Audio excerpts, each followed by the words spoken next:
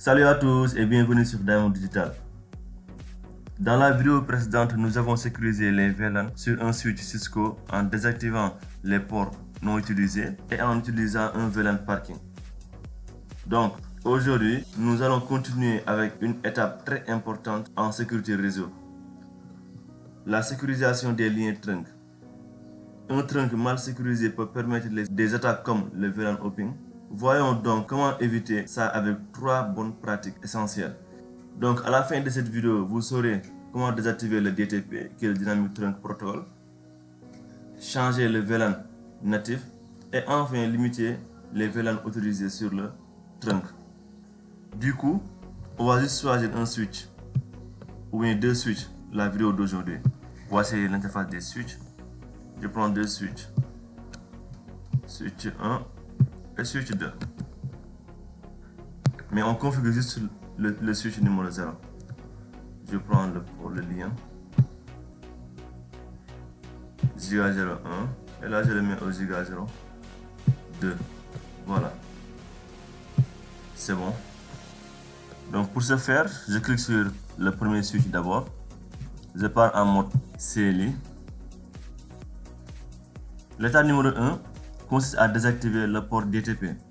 Par défaut, Cisco utilise le protocole DTP pour négocier automatiquement les trunks. C'est pratique mais dangereux en production. Un attaquant peut exploiter le DTP pour transformer un port en trunk, alors que ça c'est pas sûr pour notre configuration.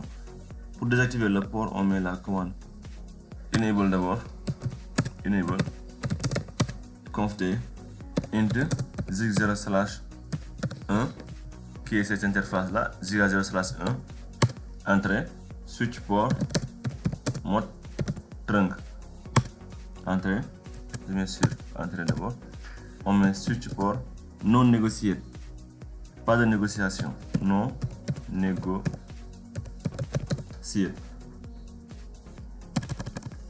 comme ça, siete,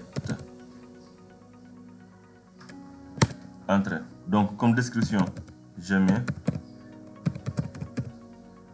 description, je mets comme ça, je mets trunk sécurisé, trunk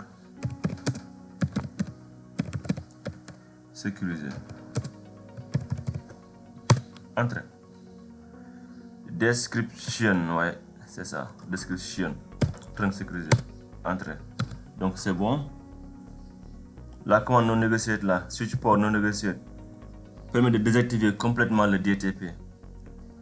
Donc, l'étape suivante est de changer le port natif. Par défaut, le VLAN natif est le VLAN 1. C'est une mauvaise pratique car le VLAN 1 est très souvent ciblé. Nous allons donc définir un VLAN natif dédié, par exemple le VLAN 999. Donc, je mets sur exit pour ensuite mettre int giga 0/1 entrée, switch port trunk native VLAN 999 entrée, exit. Voilà, le VLAN natif ne doit jamais transporter du trafic utilisateur. Donc l'étape 3 est de limiter les VLAN autorisés sur le trunk. Par défaut, un trunk transporte tous les VLAN. Ce n'est ni nécessaire ni sécurisé. Nous allons autoriser uniquement les VLAN utiles avec la commande interface, toujours sur l'interface Giga 0/1, entrée, on met sur switch port trunk allowed VLAN, par exemple 10,20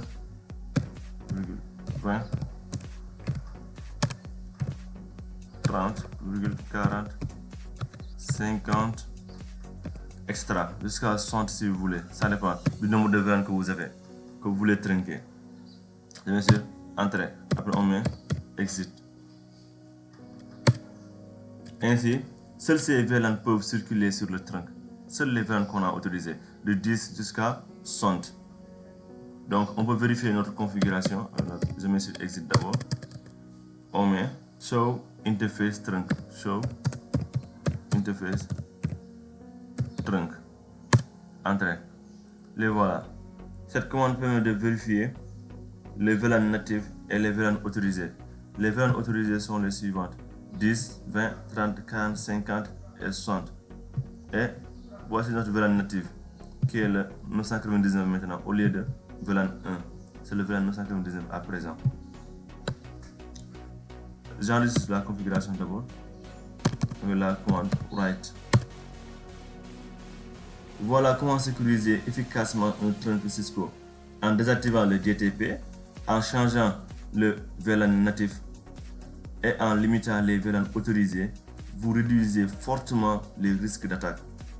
Si cette vidéo t'a aidé, pensez à liker, t'abonner à Diamond Digital et à activer la cloche de notification pour ne rien rater. À bientôt pour une nouvelle vidéo sur Diamond Digital. Merci.